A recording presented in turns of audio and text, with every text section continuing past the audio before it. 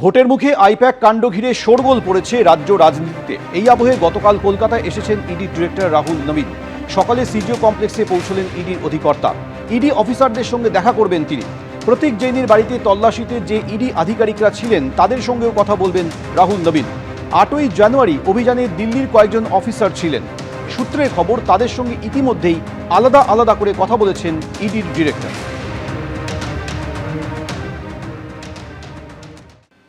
ভোটের মুখে আইপ্যাক কাণ্ড ঘিরে শোরগোল পড়ে গেছে রাজ্য রাজনীতিতে। মামলার জল গড়িয়েছে সুপ্রিম কোর্ট পর্যন্ত। আর এই টানাপোড়েনের আবহে কলকাতায় এলেন ইডি ডিরেক্টর রাহুল নবীন। আজ সিজিও কমপ্লেক্সে গিয়ে কলকাতার ইডি আধিকারিকদের সঙ্গে দেখা করবেন তিনি। আইপ্যাকের কর্ণধার প্রতীক জৈনের বাড়ি ও অফিসে ইডির তল্লাশি অভিযান চলাকালীনই হাজির হয়ে মুখ্যমন্ত্রীর নথি ও ল্যাপটপ নিয়ে বেরিয়ে যাওয়া। ভোটের মুখে আইপ্যাক কাণ্ড ঘিরে শোরগোল পড়ে গেছে রাজ্য রাজনীতিতে। মামলার জল গড়িয়েছে সুপ্রিম কোর্ট পর্যন্ত। মুখ্যমন্ত্রীর বিরুদ্ধে বেনজিরভাবে নথি চুরি, ছিনতাই, ডাকাতির অভিযোগ তুলেছে কেন্দ্রীয় এজেন্সি। পাল্টা ইডির বিরুদ্ধে ভোটের তথ্য হাতানোর অভিযোগে সরব হয়েছে তৃণমূল। এ নিয়ে টানাপোড়েনের আবহে বৃহস্পতিবার কলকাতায় এলেন ইডির ডিরেক্টর রাহুল নবীন। কিন্তু ইডির হানা কিংবা মুখ্যমন্ত্রীর নথি নিয়ে বেরিয়ে আসা নিয়ে মুখ খুললেন না। सर कुछ बोलेंगे? आईपैक सर कोलकाता आए हैं। आईपैक ऑफिस में जो हुआ कुछ बोलेंगे सर? नहीं। যদিও এদিনই সুকান্ত মজুমদারের গলায় শোনা গেছে হুঁশিয়ারি। পুলিশ প্রশাসনকে দিয়ে মাঠ ভরছে না, অভিষেক বন্দ্যোপাধ্যায় গেলে লোক হচ্ছে না, আর ভয়ে তিনি কলকাতায় থাকছেন না। এই বুঝি ইডি কানটা ধরে তুলে নেয়, ঘুরে বেড়াচ্ছে বিভিন্ন জায়গায়, ভাবছে বেঁচে যাব। বাবা তুমি বাঁচবে না, বিজেপি তোমার ব্যবস্থা করবে, বিজেপি তোমার ট্রিটমেন্ট করবে। অভিষেক বন্দ্যোপাধ্যায় যে জেলা সফর করছেন সেখানে একেবারে ঝড় তোলা ভিড় হচ্ছে। এই দেখে প্যানিক রিয়াকশনে এই ধরনের কথা বলছেন সুকান্ত মজুমদার। জান না আপনাদের নরেন্দ্র মোদীর 10টা সভার একটা সভা একা টেনে দিচ্ছে অভিষেক বন্দ্যোপাধ্যায়ের ভিড়। সেটা আগে সামলান, তারপর কথা বলি। শুক্রবার সকালে সিজিও কমপ্লেক্সে গিয়ে কলকাতার ইডি অফিসারদের সঙ্গে দেখা করবেন ইডি ডিরেক্টর রাহুল নবীন। 8ই জানুয়ারি সল্টলেকে সেক্টর 5-এ আইপ্যাকের অফিস ও লাউডন স্ট্রিটে প্রতীক জৈনের বাড়িতে তল্লাশির সময় কলকাতার যে ইডি আধিকারিকরা ছিলেন তাদের সঙ্গে কথা বলবেন তিনি। 8ই জানুয়ারি অভিযানে দিল্লির কয়েকজন অফিসার ছিলেন। সূত্রের খবর তাদের সঙ্গে ইতিমধ্যেই আলাদা আলাদা করে কথা বলেছেন ইডি ডিরেক্টর। সূত্রের খবর রাহুল নবীন তাদের যথাযথভাবে কয়লা পাচার মামলার তদন্ত চালিয়ে যেতে বলেছেন। প্রকাশ সিনহা ও কৃষ্ণেন্দু অধিকারী রিপোর্ট, এবিপি আনন্দ। ছবির প্রদর্শনী নিয়ে সিবিআই হয়েছিল। লাঞ্ছিত অপমানিত হয়েছে বলে আর প্রদর্শনী করি না। আন্তর্জাতিক কলকাতা বইমেলার উদ্বোধনে বললেন মুখ্যমন্ত্রী মমতা বন্দ্যোপাধ্যায়। উদ্বোধনী মঞ্চ থেকেই নিশানা করলেন নির্বাচন কমিশন এবং কেন্দ্রকে। পাল্টা জবাব দিয়েছে বিজেপি। আগামী বছর 50তম বইমেলা উপলক্ষে বই তীর্থ তৈরির জন্য 10 কোটি টাকা বরাদ্দ করল সরকার।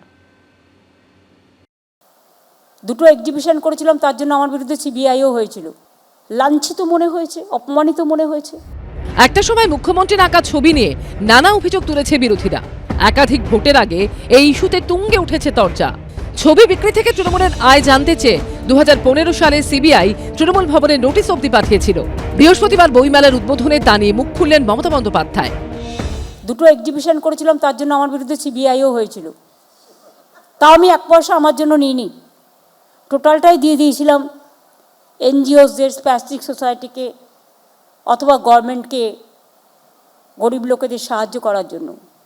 তাতেও তারপর থেকে আমার নিজের প্রতি নিজের একটা লাঞ্ছিত মনে হয়েছে, অপমানিত মনে হয়েছে, অসম্মানিত হয়েছে। এই মন্তব্যের প্রেক্ষিতে বৃহস্পতিবারও ছবি নিয়ে মুখ্যমন্ত্রীকে নিশানা করেছে বিরোধীরা। আপনি বলুন তো, আপনি কি ধরনের আর্টিস্ট?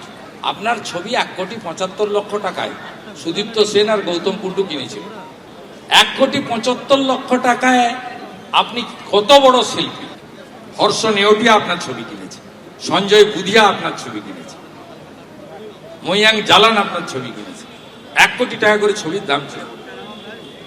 অতএব মুখ্যমন্ত্রীর এসব কথা সিরিয়াসলি না নেওয়াই ভালো। ওনার ছবি 1,86,00,000। তারপর ওটা তো আসলে তোলাবাজির নামান্তর।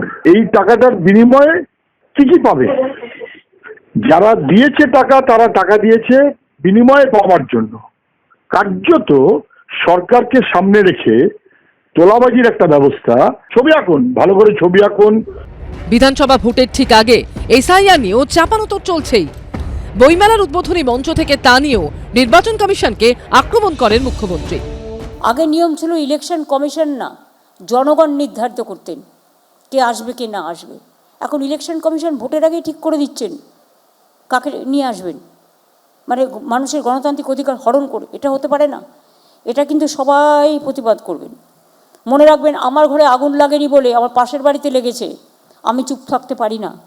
আমার পাড়া প্রতিবেশী যদি সুখে না থাকে, আমিও সুখে থাকতে পারি না, এটা মাথায় রাখবেন। যে সমস্ত এমএলএরা মনে করছেন যে তাদের নামটা সর্বভারতীয় তৃণমূল কংগ্রেসের ভোটার লিস্ট থেকে কাঁচি হয়ে যেতে পারে, তারা তাদের অনুগামীরা ব্যাপকভাবে কবিতার বই কিনবেন। এগুলো হয়, এটা পশ্চিমবঙ্গে কোনো নতুন কিছু নয়। বইমেলার উদ্বোধনে মুখ্যমন্ত্রী জানান, এসআইআর নিয়ে 26টি কবিতা লিখেছেন তিনি। সেই কবিতার বই সহ এই দিন মুখ্যমন্ত্রীর 6টি বই প্রকাশিত হয়।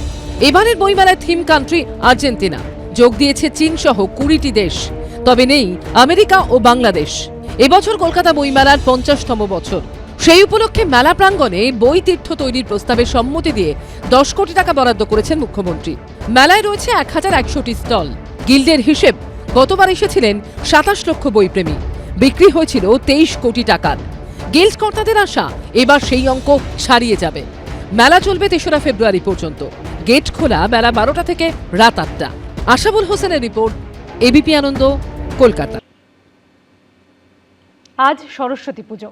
এবার সাবেকি বা থিমের প্রতিমা নয়, কিউট সরস্বতী প্রতিমার চাহিদা তুঙ্গে।